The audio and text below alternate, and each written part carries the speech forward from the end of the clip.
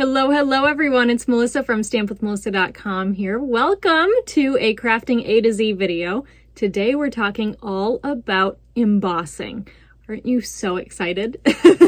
I am going to share with you today what embossing is, what it looks like. There are several, let me start with this. There are several types of embossing. Today we're going to focus specifically on dry embossing. I will show you a little bit of like what the difference is later in the video, but we're going to focus on dry embossing today, which uses embossing folders, okay? And then I'm going to show you lots of card samples using embossing folders. So let's go ahead and we're just going to start. Let's start by talking about all the different sizes of embossing folders. So you'll notice here, Stampin' Up! Offers lots of different sizes, okay? This is going to be the largest one, which is, I don't know, 6 by 6. I actually don't have the measurements memorized. But yeah, this is a square about 6 by 6. Okay, then you have some that are this size. There's a reason I have two out, but let me just show you one.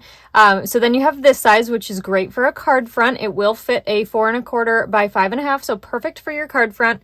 There's a little bit of extra room left over. Okay, and then you have these minis, and the minis are really oh so cute, and you can see there's actually two in this pack, which is why I have the splatters on the front and the stripes on the back, so I can just grab it easily. But the minis are really cool because they actually fit in our mini Stampin' Cut and Emboss machine. Now, what is a Stampin' Cut and Emboss machine? Let me grab mine. Here it is. Here's the big Mambo or whatever. If you watched my video all about die cutting, I went very in depth, so make sure you check out that video. I'll link it in the description box below as well, in case you missed that. But this guy is what you need for embossing, okay? So similar to die cutting, you need a machine to actually get this print onto your cardstock, okay? And so you're gonna need a die cutting machine. That's what this is, except Stampin' Up! Calls it the Stampin' Cut and Emboss machine. Perfect, right? You've got cut for die cut and emboss for embossing right in there. So how do you actually die cut? Well, let me show you. You take your number 1 plate. No matter what you're doing with this machine, I have never ever experienced a time where you don't need this number 1 plate. So we're always just gonna start with our number 1 plate, okay? And then, now there's a reason, if you recall, I said I had two of the same size here, and there's a reason. Now the reason is because we have 3D embossing folders, and then we have regular embossing folders. So this one here, metal plate, this is 3D. Pretty Flowers is not 3D, and there is a difference then in how you need to run them through. So let me grab some cardstock. All right, so here are some sample, basic white scraps I had. And I'm gonna show you first how you run through the 3D folder. So you're gonna go ahead and open it up, grab out your folder. Okay, let me set this off to the side. Whoops, come here. Grab it all, how about? Okay, so this one's 3D, which we know because on this paper that comes with your embossing folder, it says 3D, okay? Pretty good indicator. And basically a 3D folder is just going to be thicker than the regular folders. And so you need to have a different sandwich, okay? And it's actually this sandwich right here that you can see. The regular embossing folders are right here. So it's pretty nice that the plate, base plate number 1 has that information for you. But what you can do is you can line up your paper. Now here's a tip. Not a lot of people know this. Well, okay, I shouldn't say that, but I am surprised. This is what I should say. I am surprised how often people don't know this. But Stampin' Up! Has their logo on the front, right? And they have these nice black lines going across. And you can actually take your piece and line it up. Line it up right there with those black lines, and then it'll be straight. Look at that, all right? So I've got my piece in here. I'm going to go ahead and close it. And here's another tip.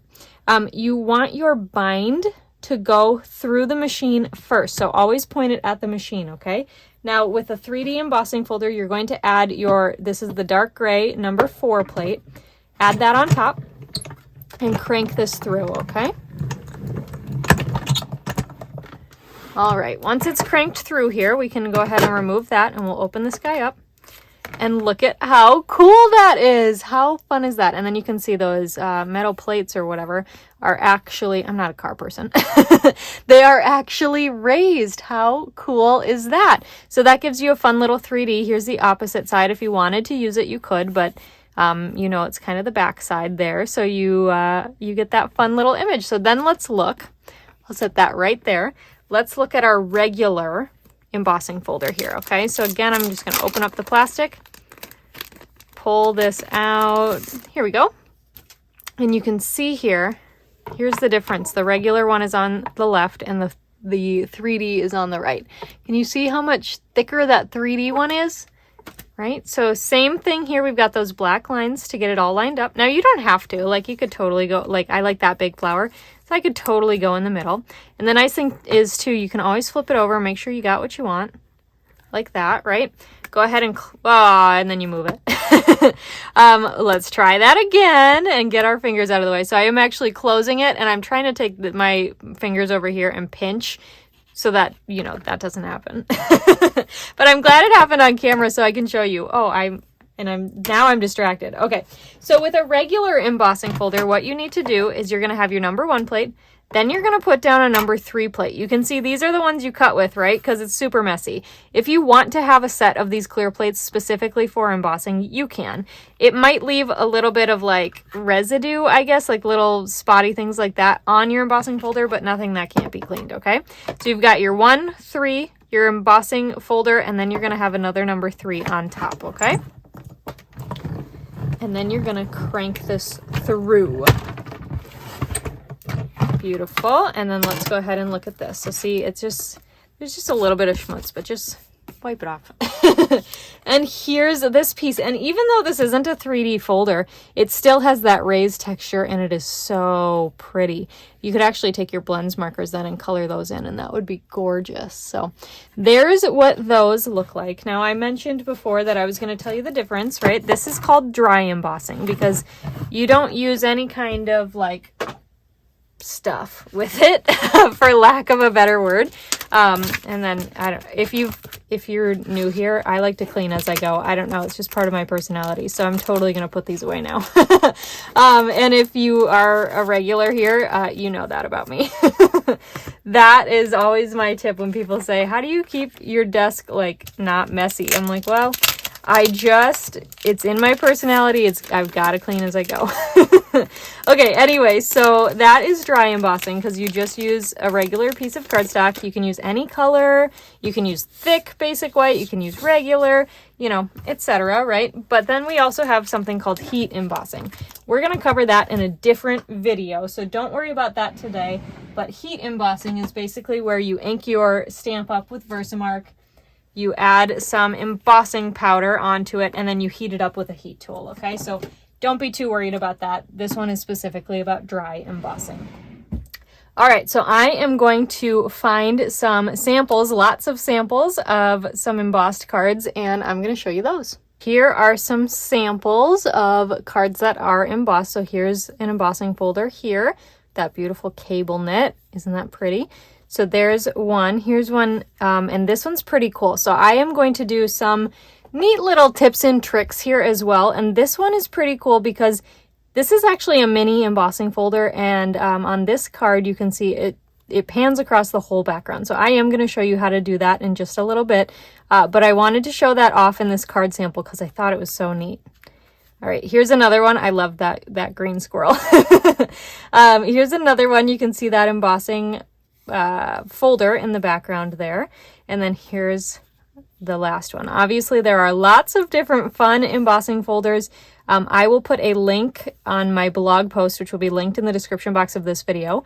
And I will put a link to all of Stampin' Up's current embossing folders. So at any time, whether you're watching this when I'm posting it or in 10 years, you can find all of our current embossing folders, okay?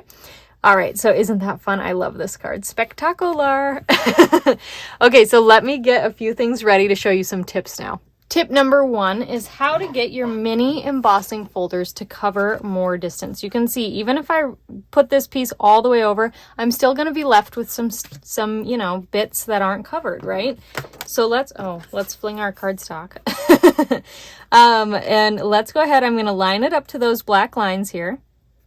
Okay, now no matter where you do it, you're going to be left with a little bit of a seam, we will say. I'll show you what that looks like, of course, but I'm going to show you, and then when you do it on your project, just keep that in mind of where that seam is going to be in case you want it to be to the left, to the right, in the center, etc. So let's go ahead. This is a 3D embossing folder, so I'm following that same sandwich and cranking it through. Okay. So here we go, right? Beautiful. Now I'm gonna flip it over, and again, now, okay, so let me point this out to you as well. So there is a top side, right, and a bottom side. So when I originally sent this through, this side that's pointing up right now was facing down. The side with the Stampin' Up! Logo is considered the top, okay? So I am going to flip this over, so this is the bottom, because I'm lining it up with that top, right? And I'm gonna go ahead, and it's okay if it overlaps a little, and we are just going to close that back up to take care of the rest of our gap. Now I'm not overlapping a ton because I don't want it to look like silly, like where you can tell that I double embossed, right? But you can overlap a little bit, and we'll crank that through.